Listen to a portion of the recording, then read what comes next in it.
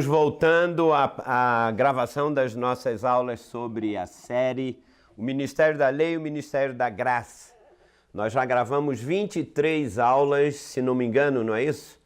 23 aulas e hoje vai ser a aula de número 24. E, na verdade, essa aula tem sido muito importante. Muitas pessoas têm falado, escrito, comentado pela internet ou até mesmo pessoalmente, porque muitas pessoas não entendem que o ministério da lei, embora ele tenha sido um ministério assim de morte, mas ele teve também glória. Eu já comentei isso nas aulas passadas. Aliás, eu sugiro que se alguém está pegando essa aula pela primeira vez, volte e assista a primeira. São aulas de 30 minutos, 32, 28, né? A gente está fazendo gravação. Aliás, quero agradecer meu querido André, que ele tem trabalhado demais. Então, hoje ele deu um pulo aqui em Teresópolis. Nós estamos aqui na sede da missão em Teresópolis. E o André veio aqui, e com o Marcos também, que tem nos ajudado nas gravações. Vai ser muito bom, então. A gente daqui para frente vai começar a falar de coisas importantes com relação a este assunto. Então, vamos à nossa aula de hoje. Tenho certeza que você vai ser mais uma vez abençoado. Aula número 24, e o tema da aula, hoje especificamente, vai ser um só esposo, ok? Essa vai ser a nossa aula de hoje. Eu vou usar um texto, se você quiser anotar ou se quiser ouvir, eu vou ler o texto todo. Será 2 Coríntios, Epístola de Paulo, 2 Coríntios, capítulo 11, e eu vou ler do versículo 1 até o versículo 6, ok? A gente tem que usar, para falar da lei e da graça, temos que usar as cartas de Paulo, essa aqui é a verdade. E também, principalmente, mais para as aulas, nós vamos ter mais umas 20 aulas, eu acredito. Eu vou dissecar o livro de Gálatas, porque é fundamental, para a gente não ficar com uma ideia distorcida a respeito do que é lei, do que é graça. Tem gente que diz que não pode fazer mais isso, não pode fazer aquilo. Nós vamos ver o que a palavra de Deus diz, e eu não quero aqui acusar ninguém, condenar ninguém, cada um ande conforme alcançou. Mas vamos lá. Um só esposo. 2 Coríntios 11, de 1 a 6, diz assim, Paulo está falando, olha só. Quisera eu me suportasseis um pouco mais na minha loucura. Isso aqui é uma frase muito importante, mas a gente vai devagar, eu vou dissecando. Mas por que Paulo está falando? Será que Paulo estava louco? Não. Então vamos lá. Suportai-me, pois, continuando, porque zelo por vós com zelo de Deus, visto que vos tenho preparado para vos apresentar como, ouça essa expressão, virgem pura a um só esposo. Nossa, isso aqui tem um peso tremendo. Virgem pura a um só esposo. Quem é esse esposo? Nós já sabemos, aliás, o próprio texto diz, que é Cristo. Mas receio que, assim como a serpente enganou a Eva com a sua astúcia, assim também seja corrompida a vossa mente e se aparte da simplicidade e pureza devidas a Cristo. Se na verdade, vindo alguém, prega outro Jesus que não temos pregado, olha que palavra forte de Paulo, ou se aceitais espírito diferente, que não tendes recebido, ou evangelho diferente, que não tendes abraçado, a esse de boa mente o tolerais. Olha só, porque suponho em nada ter sido inferior a esses tais apóstolos. E embora seja falto no falar, não sou no conhecimento, mas em tudo e por todos os modos vos temos feito conhecer isto. Nossa, que texto, né? Parece que não tem nada aqui no texto, mas tem muita coisa que a gente tem que desenvolver. Mas veja só, logo no primeiro versículo aqui, Paulo está dizendo, em outras palavras, que a revelação da graça, ela é loucura para os cegos espirituais. Por isso que quando ele pregava a graça, ele pregava as coisas no Espírito. Então todo mundo achava, não, esse Paulo aí é louco. Ele fala coisas, por isso que ele disse, olha, me suporta um pouco mais na minha loucura. Ou seja, Paulo tinha tanto zelo das coisas de Deus que ele, na verdade, uma pessoa que não entende as coisas espirituais, a revelação, ela simplesmente fica perdida e acha, não, mas isso é muito espiritual. Por que uma pessoa pensa assim? Na verdade, eu já sou pastor há algum tempo e eu tenho observado assim no meio da igreja que, infelizmente, a maioria das pessoas cristãs, salvas, elas estão cheias assim de regras, de legalismos, de filosofias humanas, mandamentos, lógicas. E por esta razão elas acham que se cumprirem esses legalismos, esses raciocínios, filosofias e mandamentos de homens, eles acham que o cristianismo é cumprir regras. Por isso que ficam cegos com relação a respeito das realidades espirituais autênticas e verdadeiras. Ou seja, essas pessoas são enganadas, achando que, bem, se eu praticar essa doutrina, se eu cumprir esse mandamento, eu vou estar cumprindo a vontade de Deus. Paulo disse, não, isso é um engano. Não, mas como? Por isso, olha aqui. Veja só, no versículo 3, ele não fala que ele tem receio, como a serpente enganou Eva com astúcia. Ele disse, eu tenho medo que também vocês tenham a mente corrompida e se apartem da simplicidade e da pureza de Cristo. Por que ele usou Eva aqui? Porque Eva é o tipo da igreja, que ao longo dos anos, dos séculos, sei lá, tem sido enganado, eles estão sendo corrompidos por causa exatamente de influências legalistas, influências humanas. A igreja hoje, a mensagem do cristianismo está muito humanizada. E Paulo disse, não, o evangelho é o poder de Deus para aqueles que creem. O evangelho não é tão prático, vamos dizer assim, em termos humanos. Não, é o poder de Deus. E muitos se afastaram da pureza do evangelho, que é simplesmente a revelação da palavra de Deus. Ora, virgem, pura, como é que ele falou? Sem ruga, sem mancha, é uma pessoa que vive por fé. Não é uma pessoa ruga, geralmente quem tem ruga não é o meu caso. Eu sou um cara mais jovem, entendeu? Mas tá cheio de gente de ruga. É símbolo de quê? Né? Tá rindo, rapaz? É pessoa velha, não é isso? Que já está meio enrugada e tal. Ou seja, ela está sempre na mesma revelação. Ela cumpre os mesmos mandamentos, as mesmas coisas, pensa as mesmas coisas. Não, nós somos virgens, sem ruga, sem esse tipo de coisa. Por quê? Nós temos que viver por fé. O que é viver por fé? Não é viver por doutrinas, mas é viver exatamente pela confissão. Eu já tenho falado isso nas aulas anteriores, nas 2 ou 3 aulas passadas, já nem me lembro mais.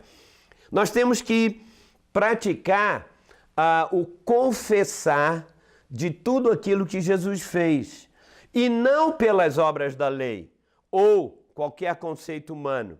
Esse é exatamente o problema de muitos crentes. Eles caem na astúcia da serpente, como enganou Eva, e ficam achando que, na verdade, pode fazer qualquer coisa no sentido de, não, eu vou praticar isso. Eu tenho a nossa doutrina da nossa igreja é assim.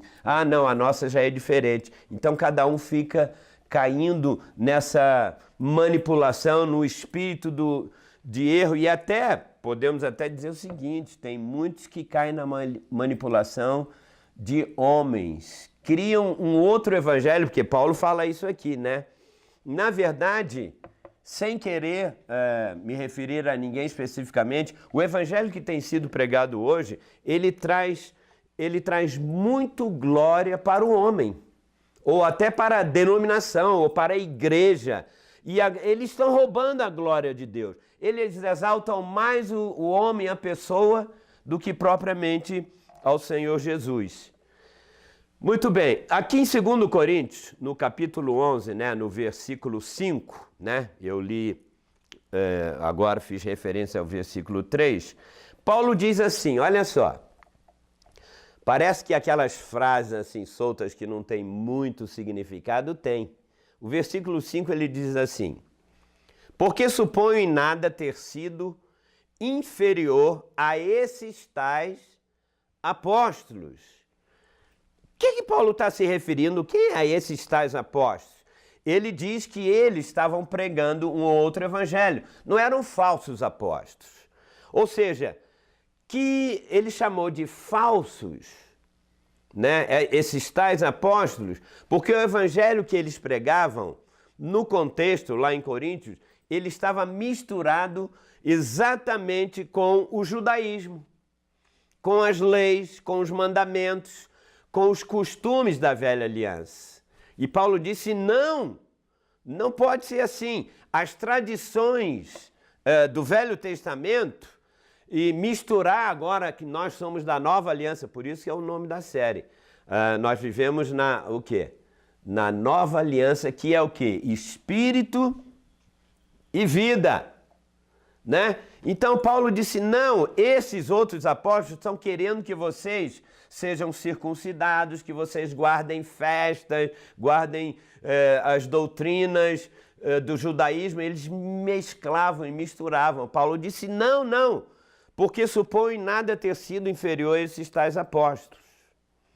Por isso que Paulo diz que não podemos, é o tema de hoje, não podemos viver num adultério espiritual. Todo mundo sabe que é adultério físico, né? O homem é casado com uma mulher, aí ele vai e tem um relacionamento de vida, né, com uma outra mulher. Isso é adultério. O que é adultério espiritual? É você estar com um novo marido, que é Jesus, que é Cristo, e ao mesmo tempo você ainda está com Jesus que cumpriu a lei da carne. Ou você escolhe um ou outro, senão você está em adultério. Bom, vamos lá, vamos ver se é isso mesmo.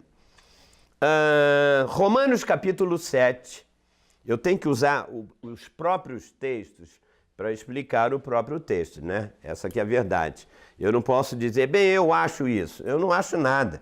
Eu uso um texto, pego outro. Romanos capítulo 7, versículo de 1 até 7. Já achou aí? Ou então ouça. Porventura ignorais, irmãos, pois falo aos que conhecem a lei. Olha que incrível, que a lei tem domínio sobre o homem toda a sua vida? Olha que pergunta. Será que a lei tem domínio sobre o homem durante a vida toda? Agora ele faz uma comparação dizendo o seguinte, ora, a mulher casada está ligada pela lei ao marido enquanto ele vive. E é uma verdade. Agora, mas, se o mesmo morrer, ou seja, se o marido da mulher morrer, ela fica desobrigada da lei conjugal. Não é verdade? Não vou casar mais porque eu ainda estou pensando. Imagina isso. Se o marido morreu, Paulo está dizendo, ela fica desobrigada da lei do casamento, né? Da lei conjugal. Ele faz essa comparação. Continuando, ele diz assim, de sorte que será considerada adúltera se vivendo ainda o marido. Se ele morreu, ela pode casar com outro. Mas se ele está vivo, o marido, Se ela diz aqui, unir-se com outro homem, aí ela está em quê? Em adultério. Porém, se morrer o marido, estará livre da lei e não será adúltera se contrair novas núpcias. É que eu já lendo o próprio texto, já está explicando exatamente o que aconteceu. Então, por que Paulo usou essa metáfora, essa analogia de uma mulher que é obrigado pela lei a ficar com o marido até a morte dele? Depois ela está desobrigada, ou seja, se ele não morreu, se ela contrai núpcias ou tem relacionamento com outro homem, o que acontece? Ela está em adultério espiritual. Então, agora ele diz assim, assim, meus irmãos, ou seja, depois de fazer essa comparação, ele diz, também vós morrestes, vós quem? Ele está falando para os romanos, está falando para mim, para você. Vós morrestes relativamente à lei por meio do corpo de Cristo. Para quê? Para pertencerdes a outro. Uau! A outro quem? Tem uma vírgula e diz aqui, a saber. Ou seja, ele está explicando quem é o outro. Aquele que ressuscitou dentre os mortos. Tem muita coisa aqui, eu vou entrar aos poucos e explicar até melhor. Bom, antes nós pertencíamos ao primeiro marido nosso, quem era? Era Jesus segundo a carne. Mas ele morreu, não morreu? Depois ele ressuscitou. Paulo disse que nós hoje temos que pertencer a quem? Ao que ressuscitou. Jesus de Nazaré, depois que ele morreu e ressuscitou, ele se tornou o Cristo. Você vê que todo mundo chamava ele de Jesus, Jesus, Jesus, Jesus. Porque era o Jesus segundo a carne, segundo a lei, que veio para cumprir a lei. Mas quando ele morreu e ressuscitou, ele se tornou Cristo. Você sabe o que significa a palavra Cristo? Significa ungido. Ele foi ungido pelo Espírito Santo agora, como o Filho de Deus, né? É o outro. Por isso ele disse, vós morreste relativamente para pertencer à lei, para pertencer a outro. Aquele que ressuscitou dentre os mortos. Por que ele fala isso? A fim de que o quê? Frutifiquemos para Deus. Você sabe de uma coisa? Produzir frutos só através do Cristo ressuscitado. Tem muita gente que acha que, poxa, como é que eu vou frutificar? Na verdade, o que Jesus fez quando ele estava cumprindo a lei com os discípulos, com os apóstolos, com as pessoas? Ele falava das coisas de Deus e tal. Pedro, João, Paulo não estava nem aí ainda. Eles criam na palavra de Jesus, aquilo produzia fruto, pelo contrário, eles não entendiam nada. Mas no dia em que ele morreu, ressuscitou, e ele veio como espírito de vida, ele soprou sobre eles e eles agora começaram a frutificar diante de Deus. A maioria do povo de Deus hoje segue apenas o Cristo que estava cumprindo a lei. O que ele fez? Jesus batizou, fez isso, isso, aquilo. Então, Jesus fez tal. O que nós temos que fazer? Ele disse, pertencer a outro, aquele que ressuscitou, para que possamos frutificar para Deus. Por quê? Ele continua escrevendo e tem a pergunta, porque quando vivíamos segundo a carne, eu continuo a ler, as paixões pecaminosas postas em realce pela lei, porque a lei serviu apenas para mostrar que realçar o pecado e a condenação do homem, né? Então ele diz, postas em realce pela lei, operavam em nossos membros a fim de frutificarem para a morte.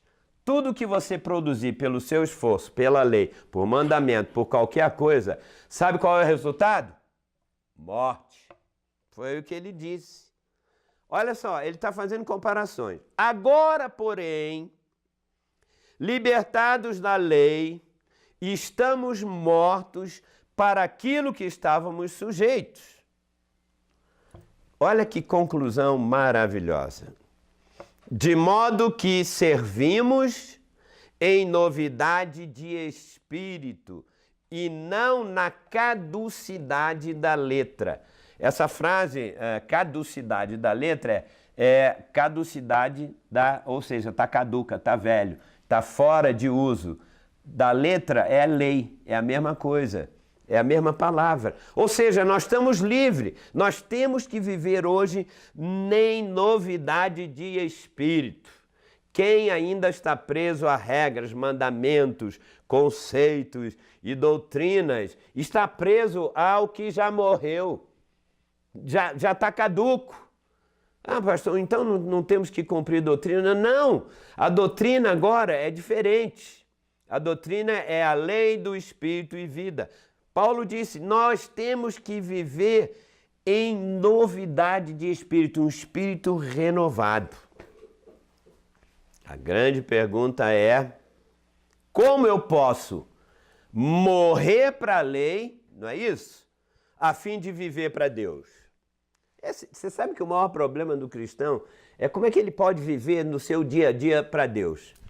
Ele não vive, ele é tão religioso, ele está tão preso ainda ao judaísmo, vamos dizer assim, às regras da denominação, que foram que eu não estou dizendo que a lei não teve um valor, tem, mas ela tem que ser transformada, ela tem que se transformar em vida. Então, como é que eu posso morrer para a lei a fim de viver para Deus? Paulo responde tudo isso. Eu vou ter que usar um pouquinho agora o livro de Gálatas, por quê? Depois eu vou fazer isso por completo. Aqui, deixa eu ver, no capítulo 2,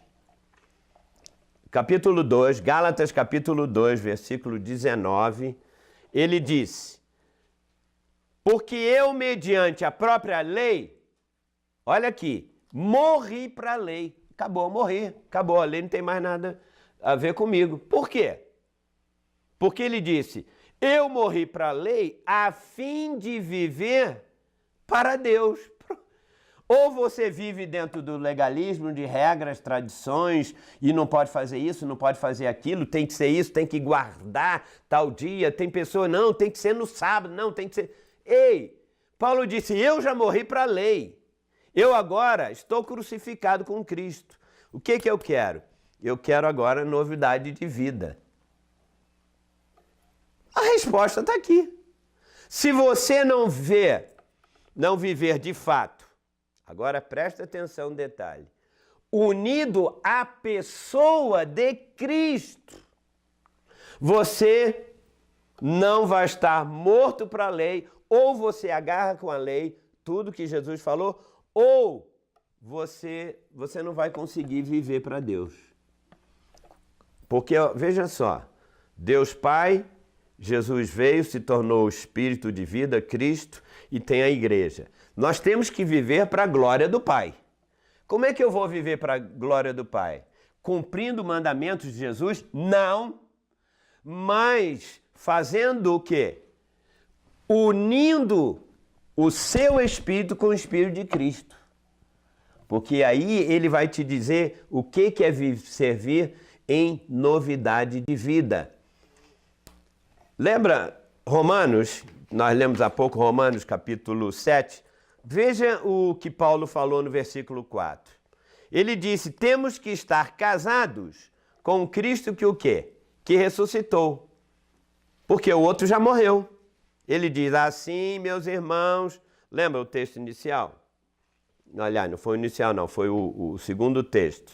Assim, meus irmãos, também vós morrestes relativamente à lei por meio do corpo de Cristo para pertencer a outro. Qual é o outro?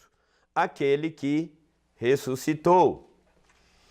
Ou seja, nós sabemos que Cristo é o nosso noivo, não é isso? Ele é o noivo. E nós, a igreja, somos o quê? A noiva de Cristo.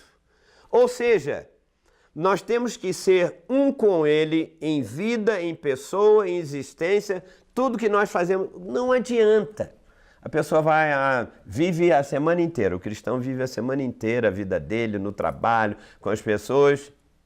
Chega domingo e ele diz, não, agora eu vou servir a Deus, vou lá na igreja. O que tem que fazer? Não, tem que, esse ritual, vai orar assim, tem que fazer assado, tem que fazer um jejum aqui, tem que fazer isso. Então, isso não é viver uma existência. Você lembra, tem outros textos, é porque eu tenho que usar devagar, eu sei que o assunto não é assim tão fácil de se entender. Por isso que logo no início falaram, Paulo, esse cara é louco, fica falando de coisa aí que a gente não está entendendo. Ele disse, me suporta um pouco na minha loucura aqui. A loucura dele era falar de coisas espirituais. Ele escreveu no livro de Romanos, né, sobre a oliveira brava e a oliveira que teria que ser enxertada na oliveira.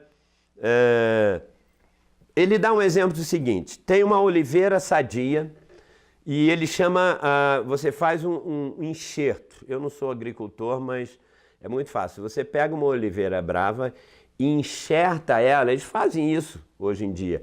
Quando você enxerta na oliveira boa, o que acontece? A oliveira brava, ela recebe o quê? Ela recebe a vida da oliveira boa. Quem é a oliveira boa? Né? É o próprio Jesus. Ou seja, o problema não é cumprir regras, nem mandamentos, mas é receber a vida de Deus. É isso.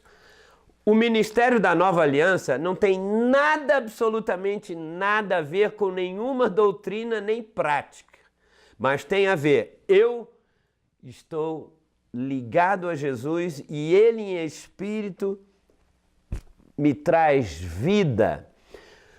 Porque quando essa árvore brava, né, que Paulo chama, a oliveira, ela está ligada a Jesus, ela recebe o quê? A vida de Jesus. Então ela deixa de ser uma oliveira brava. No caso, esse enxerto aqui é a mesma coisa que a gente ser casado com o Cristo que ressuscitou. Eu preciso da vida dele. Senão eu não vou poder ser crucificado e frutificar para Deus. Ou seja, se eu estou enxertado em Cristo, isso significa que eu estando nele, eu já morri para a lei. Não tem como. Como que eu posso estar ligado a Cristo? Tem que morrer para a lei. Se eu não morro para a lei, eu não posso estar o quê? Enxertado em Cristo. Então tem muito cristão simplesmente recitando doutrinas e falando isso e aquilo, mas é uma questão de vida. O nosso tempo, tenho 2 minutos só. Mas na próxima aula, amanhã, né? Essa é a aula 24, não é isso? Amanhã eu vou responder essa pergunta. Como é que eu posso estar de fato numa união com esse Cristo ressuscitado? Na prática. Como é que eu posso? Eu não quero mais nada com a lei. Eu quero frutificar para Deus, eu quero estar junto com Ele. Então amanhã eu vou responder essa pergunta e vamos orar para a gente terminar. Temos mais 1 minuto e meio. Nossas aulas, como eu falei, são de 30 minutos. Então a gente vai poder entender melhor. Vamos orar. Pai, em nome de Jesus, eu declaro agora que aqueles que estão nos ouvindo, que eles possam ver as coisas espirituais, que são loucura para o homem natural. Mas, Senhor, como Paulo disse, não me suportem na minha loucura, porque eles achavam, né, que Paulo estava louco por falar coisas tão profundas. Eles queriam, a mente humana queria coisa prática. Mas, Senhor, da mesma forma, o que nós queremos é a vida de Cristo. Nós queremos ser enxertados nele porque nós não temos vida suficiente. Por isso, Senhor Jesus, nesta hora, renova e restaura a visão, o entendimento, sempre em cima da Tua palavra.